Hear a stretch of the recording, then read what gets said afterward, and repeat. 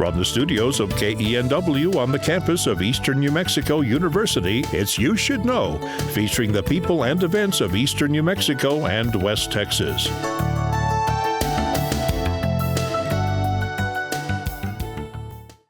Welcome to You Should Know.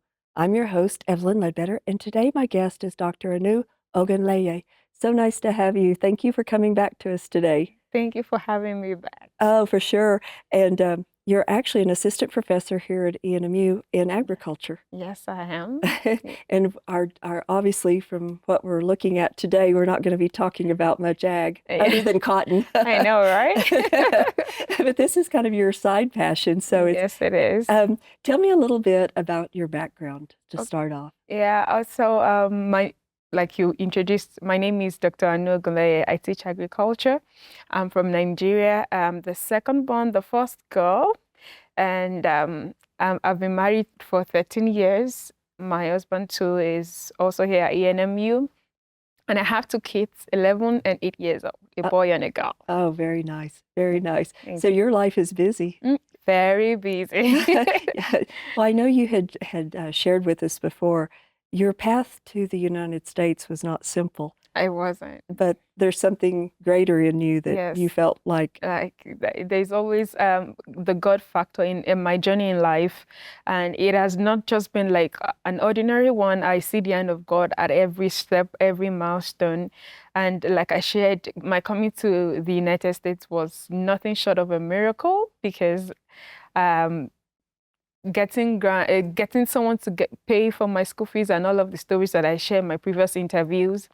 And moving forward, the things that I have experienced in my life, how I got this job, it has just been God all the way, yes. I think what amazes me that you traveled once you had admission to the college in Las Vegas, you had 2 young children and $200 in your pocket. Yes. I had both of them. They were 3 and 6 as at then, and I was coming without a funding because I just said I was just going to come by faith, and because I think I had like $33,000 to pay for my tuition for that first semester, and I didn't have it, and I didn't have any funding, but I just chose to come by faith. And we know that the miracle that happened on the plane, and I met someone who happened to be provost of UNR, and yeah. And literally just paved the way of helping you get funding and housing and everything. Yes, everything just fell into place.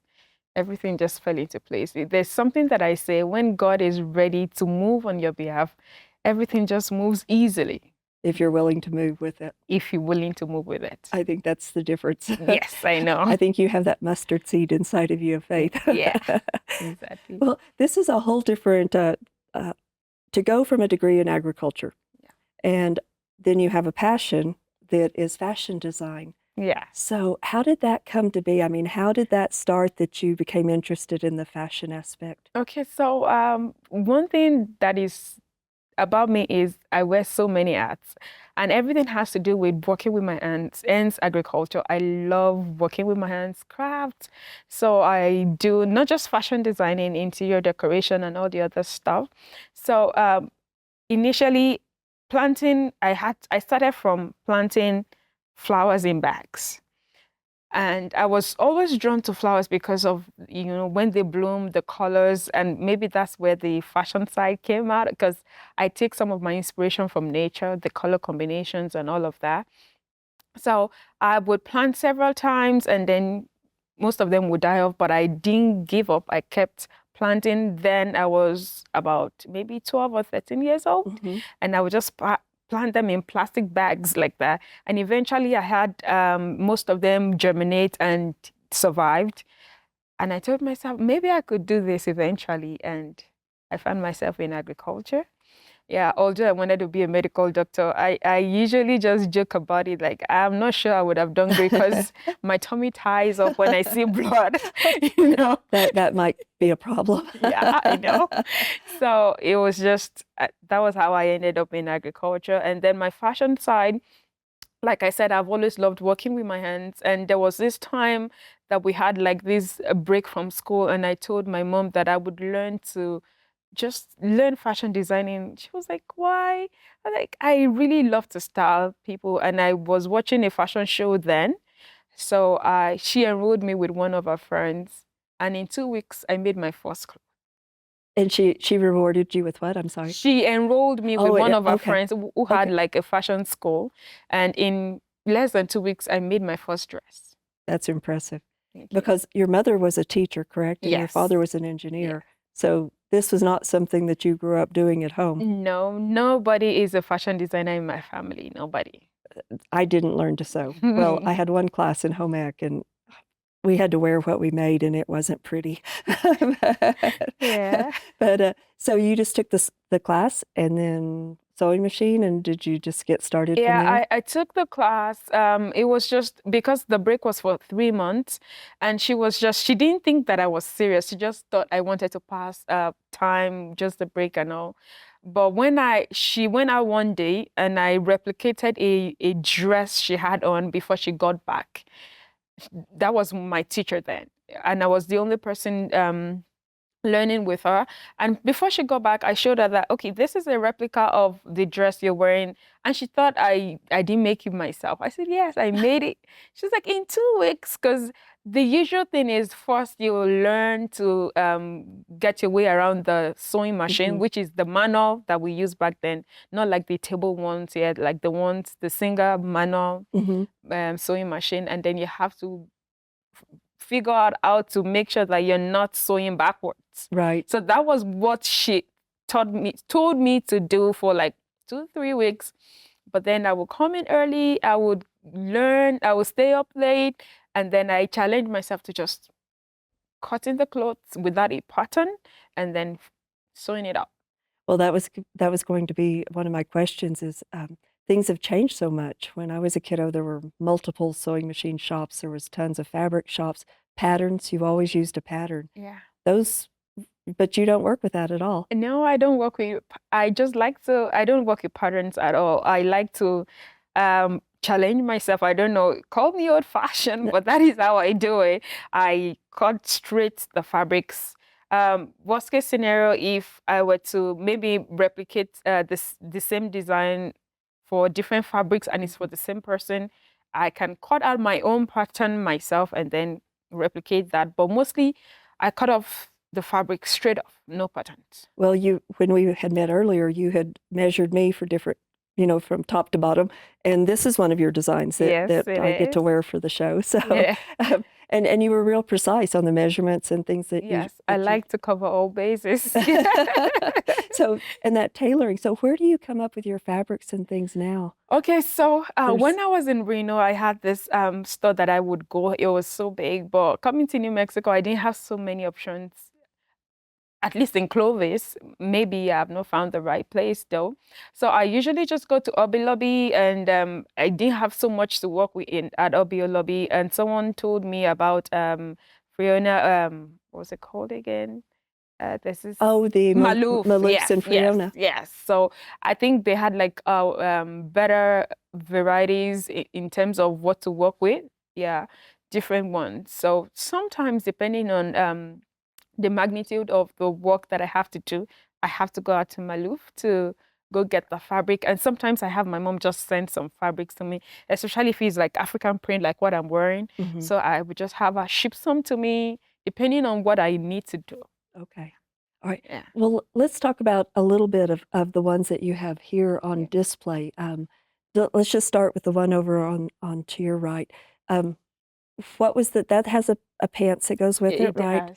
And what was that made for? It's a wrap top. It was just made for like if you wanted to go to work and church, you could wear this. And the way the design is such that you could wear the pants separate and have like a plain top tucked in right here, or you could wear like the top separate and have a black pant or white pant right to it. So there are different ways you could wear this, but it's a wrap top.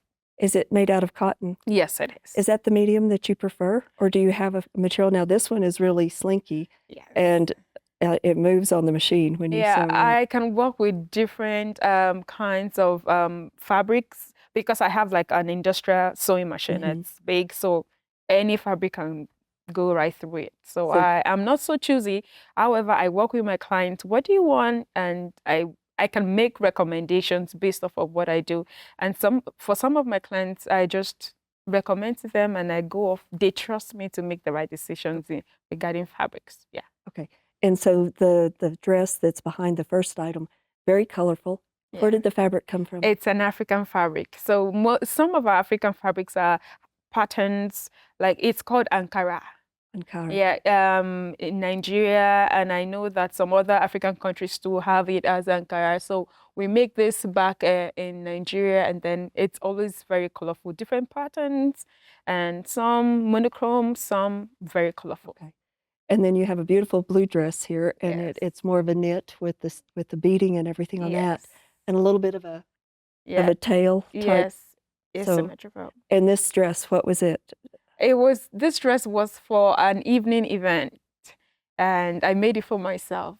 But sometimes I wear it to church. Very Yeah, nice. Yeah, yeah. And I have seen pictures of this with your daughter that has one that matches. Yeah. So This is a damask fabric, and I think my mom sent this to me, yeah, from Nigeria. But I know that Maluf has some damask fabrics too. I made this for the first Sunday of the year. I wanted my family to wear like matching outfits, so I had a suit made for my husband. I make male clothes too, so I made a suit for him and my son, and then this kind of outfit for myself and my daughter.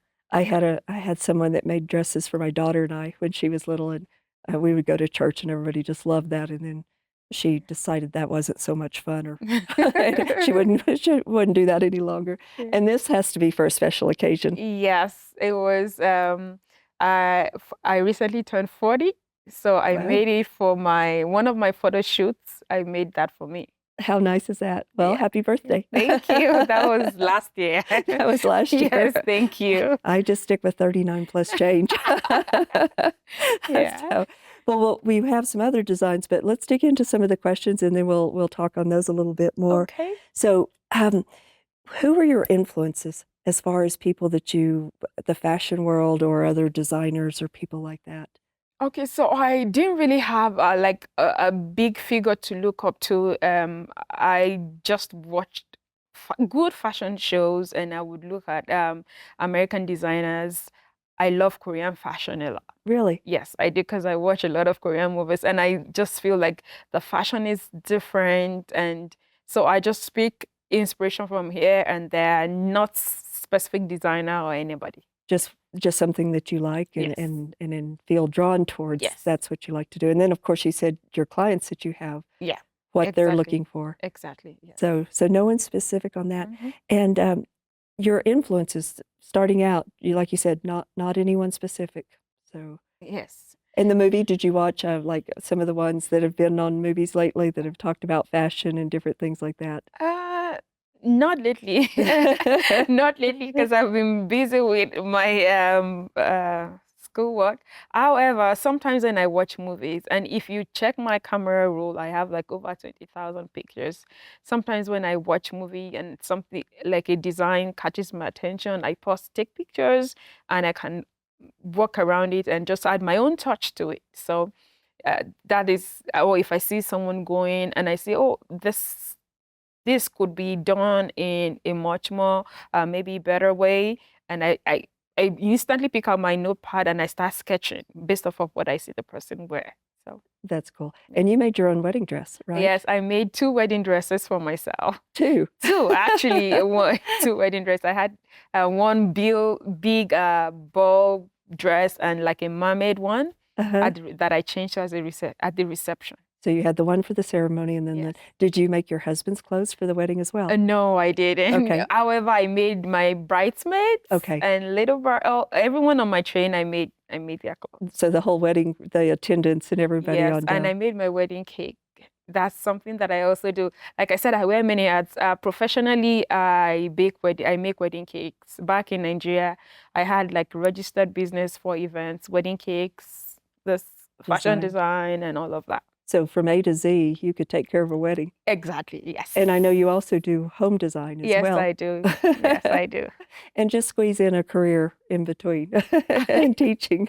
Actually, like I think, like I spoke to you, said earlier on, teaching is like my passion. I wanted an occupation where I could just touch lives, and I know that if I can catch them young and just be that figure that they look up to as, oh, my teacher is this, my teacher is that, I think I can be a better person. I would have just gone into fashion designing and all of that, just straight up. But I want to be able to influence younger generations in the best way possible, maybe through my lifestyle, the way that I teach or conduct myself or my faith, however I'm able to do that. Yeah. As opposed to the fashion is something fun. Yeah, this is a passion, definitely. And people feel good wearing my clothes.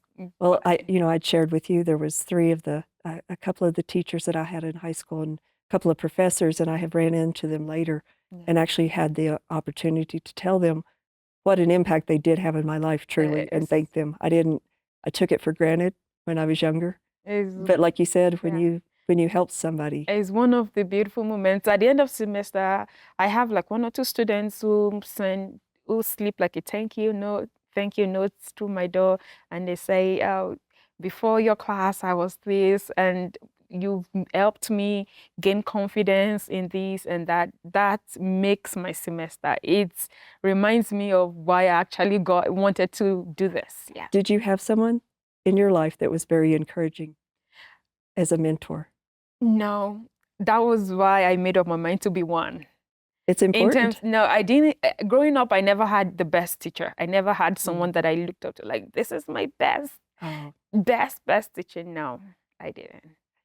Sometimes when you fall, it's a lot easier to get up when you have a hand that reaches down and just encourages you. And, well, from what I hear on campus, you are very good at that. Thank you.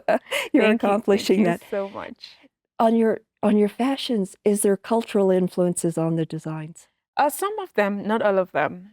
Okay. So if I were working with my African fabric, then culture will come to play.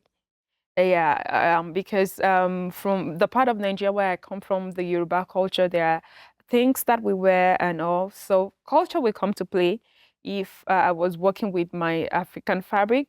But other fabric, it can be any kind of culture, any kind, depending on who I'm working with. I can take a little bit of here and there, make suggestions. What are your style?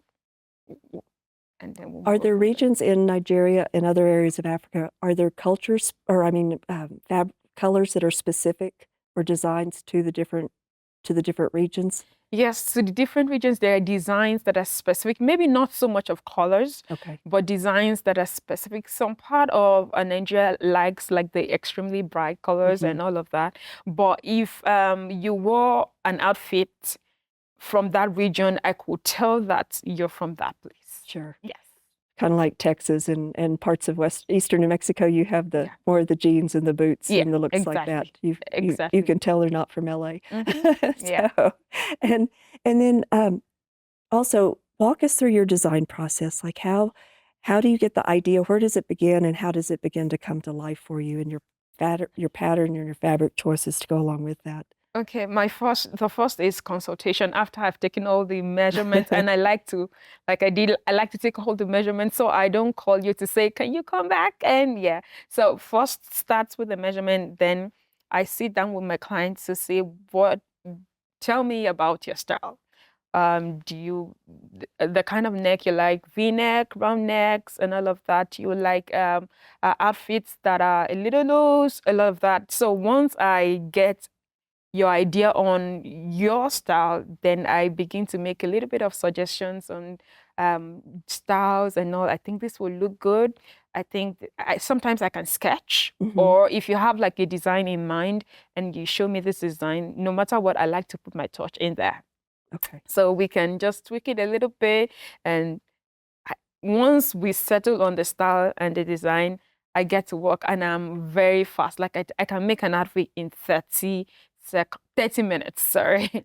And that is one of my major selling points back in Nigeria. Like if you need an emergency outfit, I am your go-to and you will not be disappointed. And like I shared with you earlier, like I've been doing it for over 18, 19 years. I have never had to disappoint a client.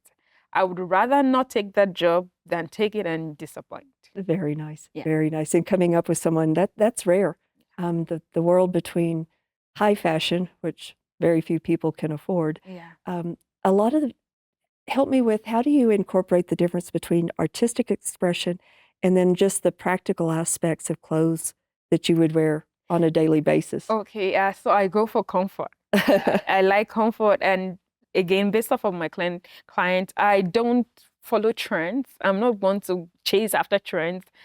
But if my client wants it, yeah, I will give it to them. But personally, I don't follow trends. And if I'm to make collections, I like the basics, the classics, and then just work in a little bit of what is currently happening in the fashion world, but not like take the trends like as it is and then run with it. So Okay. that is what I do. Now you've made some things. Let's look at these real quick. Okay. This is for a man, Yes, it is. and so it's a long tail, and then you have trousers that go with it, Yes. and just the details of Yes.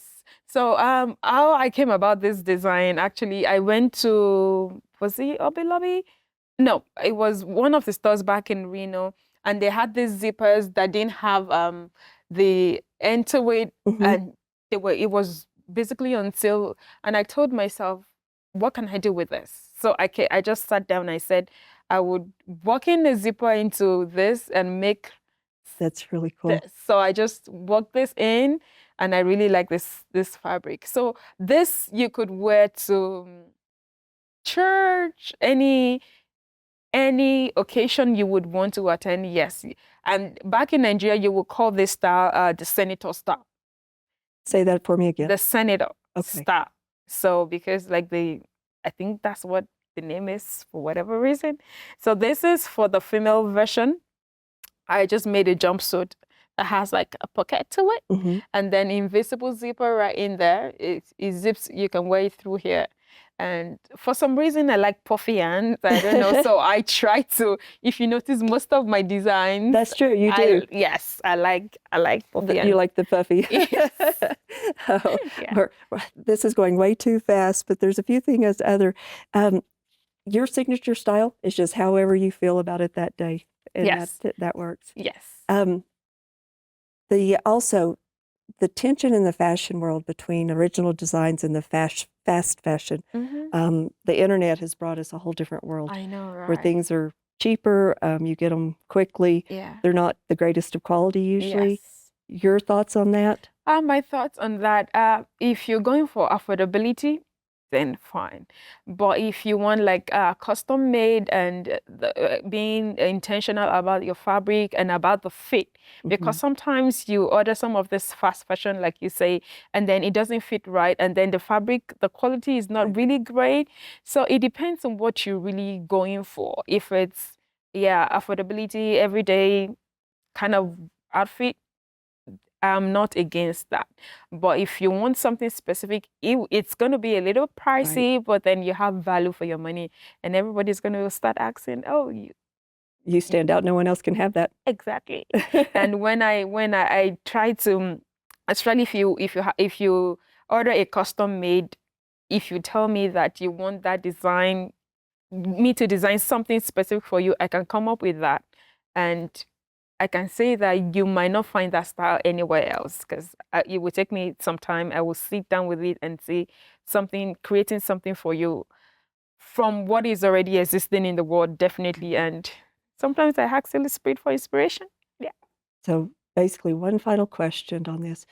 What would your words be to someone that is wanting to pursue a career in fashion? What would your advice be? I would say first get started. It's kind of like a rocky road because we have the designers that already have their names out there, and you trying to break that market might be a little hard and rocky, but persistence is important. It's not just about the passion. Yes, your passion, but you have to add a little bit of consistency to that, keep making it. And like I shared with you, one of the ways I was able to get myself out there is I did a lot of pro bono. I can just say, oh, I made this, do you want to, I made this for you. And looking at someone, I can make something for them and it will fit. Right. So I can just randomly give some of my friends some of the things that I've made, and then they put it on, and then everyone says, where did you get this made? And that was how I was able to get some clients when I got started. So if it's something that they can afford, I would advise do a lot of free stuff. Do pro bono and Yes. get your work out there. Get your work out there.